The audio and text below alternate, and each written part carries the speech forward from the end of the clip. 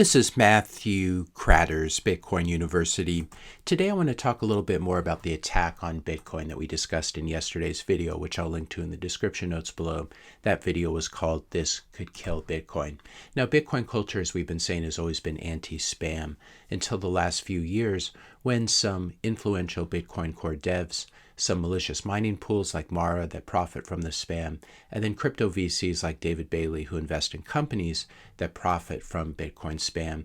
These three groups have come together to try to change the culture and push this idea of quote-unquote platform maximalism, where it's supposed to be fine to use Bitcoin for whatever use case you want, rather than sticking to what's called monetary maximalism, which implies that we shouldn't be doing anything to Bitcoin that makes it worse as money. Now, platform maximalism wouldn't be a problem if it didn't go against the Bitcoin community's long-held aversion to spam, as evidenced by the Opportune Wars of 2014, which we've talked about on this channel, and also if these bad actors hadn't also found a way to gamify spam on the Bitcoin blockchain. Crypto VCs like David Bailey use investor money to fund Bitcoin spam companies like Taproot Wizards, for example. David Bailey then uses all of his media channels, including Bitcoin Magazine and the Bitcoin Conference, to promote the products of these spam companies and try to put forth weak philosophical justifications for Bitcoin spam, including nihilistic linguistic games like quote-unquote, who really knows what spam is anyway? Quote, spam is in the eye of the beholder. Well, of course, everyone knows exactly what spam looks like. Spam on Bitcoin looks like this, and it doesn't belong there. How's this spam then gamified? Well, Bitcoin spam companies put spam on the Bitcoin blockchain and then sell it to degen traders and collectors who hope to flip the spam for a profit to even greater fools. So this is Taproot Wizards, make Bitcoin magical again. There's nothing magical about putting graffiti on the chain with magic internet JPEGs inscribed forever on the Bitcoin blockchain. So this is one of these companies that's funded by David's investment company, UTXO Management. Now, when a Bitcoin spam company starts to make money, other crypto VCs wake up and take notice and begin to invest in more Bitcoin spam companies. This creates a virtuous circle for spam and further normalizes the idea that it's okay to put large amounts of non-monetary data on Bitcoin. And then newcomers to Bitcoin are then taught by David Bailey's media empire and other bad actors on X that are related or work for these companies like Taproot Wizards. They're then taught that it's completely normal and fine to put bad spammy art on the Bitcoin blockchain. And this is how the culture slowly degrades and changes for the worse. If you're finding this video interesting so far, I just ask you to help to support the channel. Hit the subscribe button. That does really help. Leave a like, leave a comment, question, suggestion for a future video, and share this video with a friend or family member. Now, who is hurt the most by Bitcoin spam?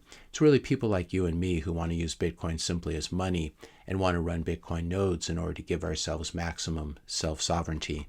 Node runners like you and me are forced to relay and store spam that takes up space on the blockchain, bloats the UTXO set that nodes are forced to store, and also competes with monetary transactions, which is the only thing that we're interested in. Now, while Bailey and Mara and other bad actors profit from the spam, we node runners are forced to bear the negative externalities of having to store and relay spam, and none of us are compensated by the Bitcoin network to be drug mules for David's spam smuggling companies. And then to add injury to insult, the reference software implementation that's been used over the years by almost all Bitcoin node runners, namely Bitcoin Core, this software and the devs there turn rogue and begin to bless spam, refusing to fix a filter that was broken by the Taproot upgrade a couple years ago, and then rapidly pushing through the removal of another existing spam filter. This was the whole Opportune data carrier size dilemma, and doing this in spite of widespread pushback by the community. Now, the newest version of Bitcoin Core software will be released in October of this year, it looks like, and this will have completely blown open the Opportune data limits while removing the ability for individual users to configure what gets into and is relayed by their individual mempools. Meanwhile, most Bitcoin influencers are completely out to lunch, it would seem, choosing to barely cover this controversy, if at all, perhaps out of fear of rocking the boat and being cut out of marketing dollars or attention from the David Bailey circus, and so choosing instead to make their 16th video about MSTR or MSTY or one of these derivatives of Bitcoin, while the digital asset that underpins all these products, namely Bitcoin itself, is slowly being weakened and degraded by this coordinated spam attack on node runners. So that's where we are today. It's a really unfortunate situation as well because spam on Bitcoin is an extremely complex. It's not a very interesting topic for the more general viewer. So that adds another layer of apathy when trying to fight it, as I'm trying to do with videos like this. YouTube audiences now prefer clickbait videos about Bitcoin, number go up, and the next Bitcoin treasury company instead. And that's what makes this attack even more insidious, since most people may not wake up to this threat until it's too late. If you've been following this channel for a while, you'll remember that I was initially on the side of Bitcoin spam until people like Bitcoin Mechanic, Luke Dasher, Giacomo Zucco, and many others woke me up to this problem.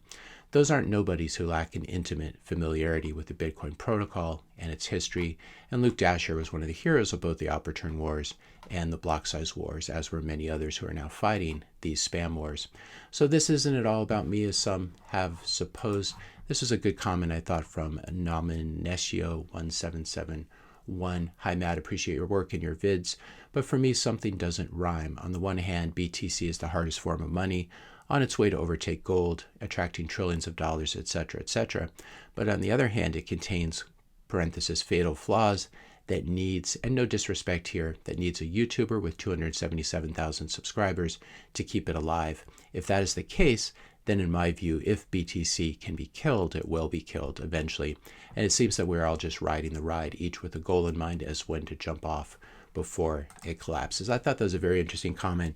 This is, of course, all true. Bitcoin will indeed die or become diluted beyond recognition if Bitcoiners become soft and weak and compliant and the culture changes. Now, fortunately, we're seeing the exact opposite today, which is why I'm not too worried.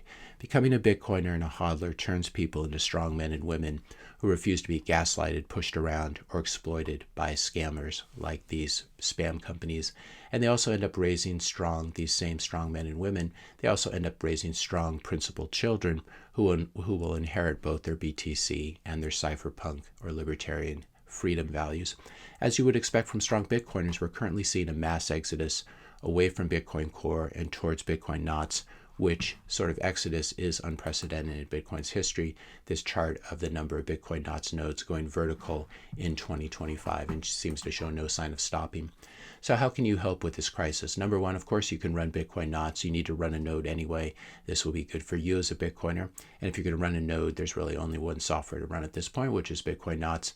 Number two, you can start mining Bitcoin and building your own spam-free templates, which really helps. So I'll put links to both these videos in the description notes below, running Bitcoin knots and why you should. And if you scroll down here and look in the description notes, you'll see a bunch more resources, as well as this video, how to mine Bitcoin at home using Datum. Now, how else can you help? You could boycott companies like Casa, for example, that are run by pro-spam shitcoiners like Jameson Lopp. You can boycott each and every Bitcoin company that's run by a spam apologist and let them know why you took your business elsewhere. You can boycott Mara and dump its shares if you own any. You can boycott the Bitcoin conference and Bitcoin magazine and Nakamoto and everything that David Bailey touches. You can stop donating to Bitcoin Core and every single organization that provides funding to Bitcoin Core devs who are pro-spam. You can hit them in the wallet where it really hurts because they don't seem to care otherwise. And on the positive side, you can support good businesses, for example, like Start9, Aqua Wallet, Jan3, Ocean Mining, and Zapright, where the founders and executives have bravely spoken out against Bitcoin spam over the past few months. You can also ask your favorite Bitcoin influencer why they're not covering this crisis in depth. And most importantly, you can continue to educate yourself about the differences between inscriptions, op return, and other spam so you can understand this space better and make decisions that will be good for you as a node runner and a Bitcoin hodler. So don't take my word for any of this. Do your own research, make your own decisions so that you'll have that strength of your convictions and the strength of your knowledge, that your hard-won knowledge going into this battle, which is sure to continue to escalate from here. If you enjoyed this video, be sure to hit the subscribe and like buttons. Hit the notification bell if you want to be notified when I publish my next video. And let me know your questions and comments in the comment section below. Thanks a lot for watching, and I'll see you in the next video.